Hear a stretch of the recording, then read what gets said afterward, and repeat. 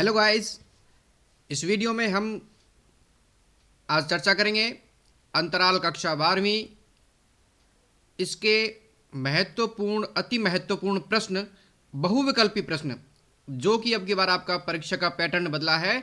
उसमें अंतराल, अंतराभाग 2 और अभिव्यक्ति और माध्यम दोनों से बहुविकल्पी प्रश्न आएंगे। तो आज हम उन्हीं बहुविकल्पी प्रश्नों पर चर्चा करेंगे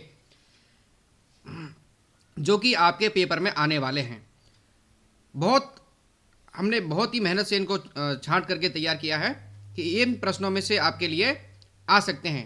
तो पहला प्रश्न है, सूरदास की झोंपड़ी प्रेमचंद के किस उपन्यास का अंश है? जो सूरदास की झोंपड़ी पाठ आपने पढ़ा है वो एक उपन्यास का अंश है। देखो, गोदान, रंगभूमि, गबन और निर्मला ये चारों ही मुंशी प्रेमचंद के उपन्यास हैं, लेकिन इनमें से रंगभूमि उपन्यास का ये अंश है, ये पाठ है सूरदास की झोंपड़ी। तो रंगभूमि से ये लिया गया है, बाकी उपन्यास भी मुंशी प्रेमचंद के ही हैं। दूसरा प्रश्न, सूरदास सर्वाधिक किससे ज्यादा परेशान है? तो सूरदास अपनी परिस्थितियों से परेशान नहीं थे, वो किसी और चीज से परेशान थे। तो ए, अपनी परिस्थितियों से, भैरव और जगधर द्वारा किए जा रहे अपमान और उनकी ईर्ष्या से, अपनी पत्नी से, सुभागी से। तो उसमें बी ऑप्शन सही है, भैरव और जगधर द्वारा किए जा रहे अपमान और इनकी ईर्ष्या से, इन्हीं से वो ज्यादा परेशान थे। तीसरा प्रश्न, सुभागी भैरव की मार के डर से कहां छिप जाती है? जगधर के घर, रंगभूमि में, सूरदास की झोंपड़ी में, अपने घर में। तो देखिए गाइस, इसमें दो प्रश्न बनते हैं। एक अगला प्रश्न आपके और अगले प्रश्न में आएगा, लेकिन यहां जो है भैरव की मार से जब सुभागी छिपी थी वो सूरदास की झोंपड़ी में जाकर छिपी थी, जिसके कारण सूरदास और भैरव उन दोनों में तन गई थी। अब है प्रश्न नंबर 4, पूरे मोहल्ले में सूरदास की बदनामी क्यों होती है? पूरे मोहल्ले में सूरदास की बदनामी क्यों होती है? इसके 4 विकल्प हैं। उसके मेहनती होने का कारण, चोरी होने के कारण, राख के ढेर को दोनों हाथों से उड़ाने के कारण, सुभागी को बचाने के कारण। तो इसमें मोहल्ले में जो उसकी बदनामी हुई थी उसका कारण था सुभागी को बचाने के कारण, क्योंकि वो उसके घर में जाकर छिप गई थी, जिसके कारण उसके चरित्र पर प्रश्न चिन्ह लगाया गया था।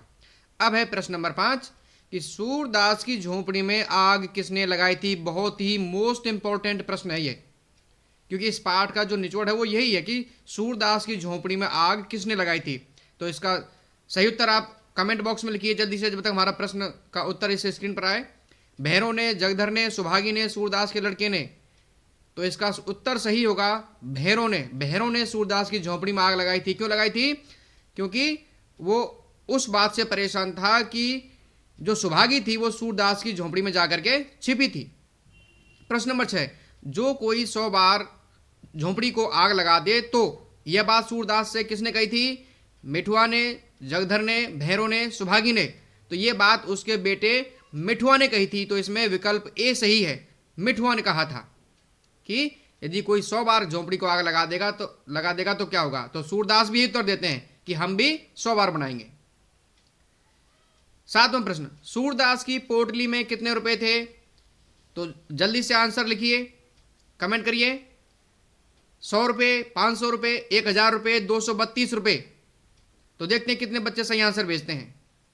तो इसमें सही आंसर है 500 रुपये, क्योंकि उस पोटली में 500 से कुछ ज्यादा पैसे थे। 500 रुपये थे और कुछ पैसे थे, तो उसमें केवल आपको 500 रुपये का उत्तर मिलेगा। तो आपको 500 ही सही करना है। प्रश्न नंबर 8, जगधर के मन में कौन सा भाव जगा? ईर्ष्या का, प्रेम का, सहयोग का, प्रतिशोध का? देखिए बच्चों, जो भैरव था, भैरव के मन में भाव जगा था प्रतिशोध का, सूरदास से प्रतिशोध लेने का। लेकिन जगधर का भाव जगा था ईर्ष्या का। किसके प्रति? भैरव के प्रति। जब भैरव को उनके रुपयों की पोटली मिल गई थी, जब वो सूरदास की पोटली चुरा के लाया था, तो उसको देख करके उसको ईर्ष्या होने लगी थी। प्रश्न नंबर 9, सुभागी रात भर कहां छिपी रही है? बहुत मोस्ट इंपॉर्टेंट प्रश्न है, और ये जो आपका सैंपल पेपर आया है उस सैंपल पेपर में भी दिया गया है। तो सुभागी रात भर कहां छिपी रही? सूरदास की झोंपड़ी में, मंदिर के पिछवाड़े अमरूद के बाग में, जगधर के घर में, मंदिर में। तो इसका सही उत्तर होगा मंदिर के पिछवाड़े अमरूद के बाग में। जिस रात सूरदास की झोंपड़ी में आग लगी थी उस समय वो वहीं छिपी हुई थी। प्रश्न नंबर 10, घीसू और मोहल्ले के 20 लड़के आकर इस भस्म स्तूप के चारों ओर जमा हो गए। इस पंक्ति में भस्म स्तूप किसे कहा गया है? सारनाथ स्तूप को, सूरदास की झोपड़ी की राख को, मंदिर को, जगधर की दुकान को। तो इसमें जो सही विकल्प होगा वो होगा विकल्प बी, सूरदास की झोपड़ी की राख को, क्योंकि सूरदास जब उस झोपड़ी की राख को दोनों हाथों से उड़ा रहे थे, उसका टीला बना हुआ था, उसके लिए उसको भस्म स्तूप कहा गया है। प्रश्न नंबर 11, जगधर को सूरदास के चोरी हुए रुपयों का कैसे पता चला? सूरदास ने बताया था, भैरव ने बताया था, सुभागी ने बताया था। इसमें नई बाई मिस्टेक ये गलत प्रिंट हो गया है, तो सुभागी ने बताया था, जगधर ने सूरदास की झोपड़ी में देखे थे। तो इसका सही उत्तर होगा कि भैरव ने खुद जगधर को बताया था कि मैंने उसके रुपए चोरी किए हैं। प्रश्न नंबर 12, आरोहण पाठ के लेखक कौन है? संजीव, प्रेमचंद, विश्वनाथ, प्रभास जोशी। तो देखो हम डी से शुरू करते हैं। प्रभास जोशी इस पाठ के लेखक नहीं है। प्रभास जोशी हैं अपना मालवा खाओ उजाड़ सभ्यता में। विश्वनाथ ये भी दूसरे पाठ के लेखक हैं, बिस्कुहर की माटी के। प्रेमचंद जो पहला पाठ है सूरदास की झोपड़ी उसके हैं। तो संजीव जो हैं वो आरोहण पाठ के लेखक हैं। इसमें विकल्प ए सही होगा। प्रश्न नंबर 13, रूप सिंह कितने साल बाद अपने गांव लौटा था?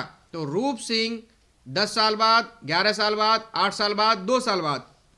तो रूप सिंह ठीक 11 साल बाद अपने गांव लौटा था और शेखर कपूर के साथ लौटा था। शेखर कपूर के साथ लौटा था ठीक 11 साल बाद, और फिर वो अपने गांव घूमने जाते हैं। तो इसमें विकल्प बी सही है, 11 साल। प्रश्न नंबर 14,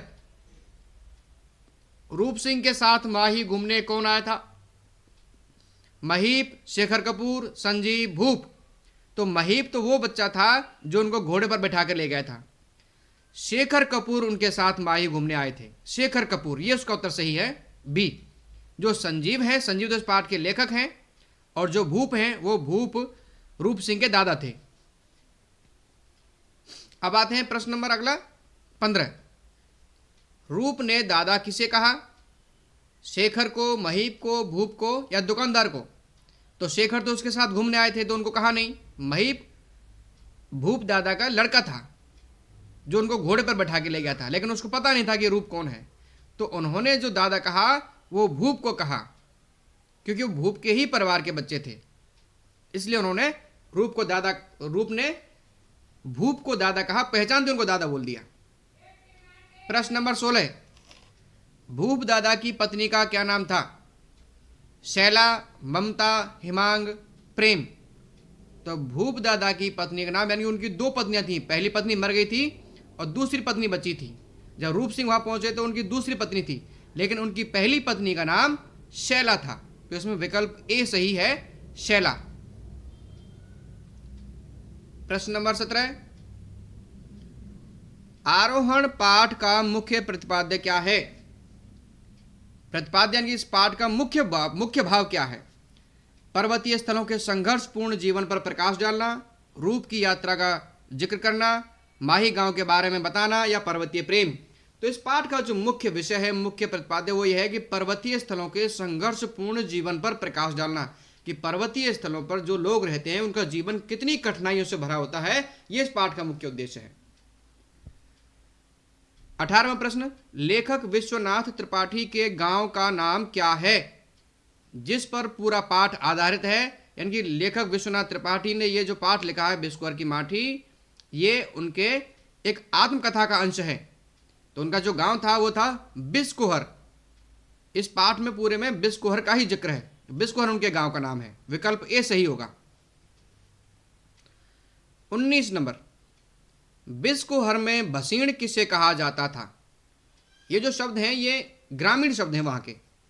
तो भसीण किसे कहा जाता था? गुलाब के फूल को, कमल नाल को, कमल गट्टा को, कोका बोली को।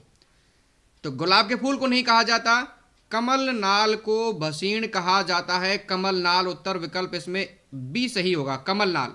कमल गट्टा तो वो होते हैं जिसमें कमल के बीज लगते हैं। प्रश्न नंबर 20, कोइया किसे कहते हैं? कोइया ये भी वहां का ग्रामीण शब्द है।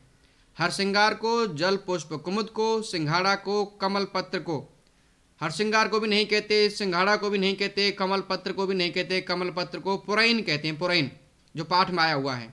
जल पुष्प कुमुद को कोइयां कहते हैं, कोइयां। इसका उत्तर विकल्प बी सही है, बी विकल्प, जल पुष्प कुमुद को कोइयां कहते हैं। 21 नंबर, विश्वनाथ पर क्या अत्याचार हो गया? उसे पिताजी ने मारा, उनके हिस्से का दूध मां ने विश्वनाथ के छोटे भाई को पिलाया, कसेरिन दाई ने डांटा था, कोई नहीं। तो उसमें कोई कारण नहीं था, केवल उत्तर बी सही है, क्योंकि उनके हिस्से का दूध, यानी कि जब वो अपनी मां का दूध पीने के लिए आए तो मां ने विश्वनाथ के छोटे भाई को अपना दूध पिलाया और विश्वनाथ को गाय का दूध दे दिया, जो उनको अच्छा नहीं लगता था।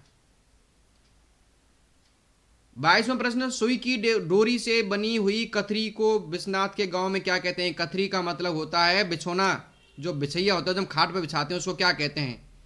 फेंटारा, सुजनी, कदम्बक, डोंडहा। तो इसमें बी विकल्प सही है, सुजनी, सुजनी कहते हैं कथरी को। प्रश्न नंबर 23, विश्वनाथ को अपनी मां के पेट का रंग कैसा लगता था? यह बहुत महत्वपूर्ण प्रश्न है, सैंपल पेपर में भी आया हुआ है ये। तो गुलाबी रंग, हल्दी मिलाकर बनाई गई पूड़ी का रंग, खीरे का रंग, गेहूं रंग। तो पाठ में आया हुआ है ये, तो इसमें उत्तर विकल्प बी सही है, हल्दी मिलाकर बनाई गई पूड़ी का रंग। ये उसके मां के पेट का रंग जैसा लगता था, पेट का रंग जो है वो ऐसा लगता था, हल्दी मिलाकर जैसे बनाई गई पूड़ी हो। बिस्कोहर में लू लगने की दवा क्या थी? कच्चे आम का पन्ना, कमीज या धोती से गांठ लगाकर प्याज बांधना, कच्चे आम को उबाल या भूनकर उससे सिर धोना, उपयुक्त सभी। तो इसके बारे में तो आपको भी पता होगा कि जो ऊपर की तीनों चीजें हैं, ये तीनों चीजें धूप से बचने के लिए, लू से बचने के लिए काम में आती हैं। तो ये उपयुक्त तो सभी, इसमें डी विकल्प बिल्कुल सही होगा, उपयुक्त तो सभी। प्रश्न नंबर 25, खेतों में पानी देने के लिए छोटी छोटी नालियां बनाई जाती हैं। बिस्कोहर की माटी पाठ के आधार पर बताइए कि इसे क्या कहा जाता है। तो अलग अलग जगह गांव में इसको अलग अलग कहा जाता होगा, लेकिन बिस्कोहर के बारे में पूछा है तो बिस्कोहर में क्या कहा जाता है? तो बिस्कोहर में इसको कहा जाता है बरहा। इसमें विकल्प ए सही है, बरहा, बरहा कहा जाता है। 26 नंबर, अपना मालवा खाऊ उजाड़ सभ्यता में पाठ के लेखक कौन है? ये गलती से खाऊ प्रिंट हो गया, इसमें खाऊ है, बड़ा ऊ है। प्रभाष जोशी, मुंशी प्रेमचंद, संजीव हजारी प्रसाद द्विवेदी। तो देखिए, मुंशी प्रेमचंद तो पहले पाठ के लेखक हैं सूरदास की झोपड़ी के, और जो संजीव हैं वो आरोहण के लेखक हैं। हजारी प्रसाद द्विवेदी इस किताब में नहीं है, इसके लेखक हैं प्रभाष जोशी, विकल्प ए सही है, प्रभाष जोशी। 27 नंबर, लेखक ने विकास की औद्योगिक सभ्यता को क्या कहा है? इसमें विकल्प ए उजाड़ की अपसभ्यता, लाइब्रेरी की सभ्यता, छप्पन का काल, उपरोक्त में से कोई नहीं। इसमें विकल्प ए सही है, उजाड़ की अपसभ्यता, यह कहा है। 56 नंबर, 28 नंबर प्रश्न है, छप्पन का काल से क्या आशय है? छप्पन का काल 1899 का साल जब मालवा में अतिवृष्टि हुई, 1973 का काल जिसमें अतिवृष्टि हुई, 1878 का काल, उपरोक्त में से कोई नहीं। इसमें विकल्प ए सही है, 1899 का साल जब मालवा में अतिवृष्टि हुई, इसी को छप्पन का काल कहा जाता है।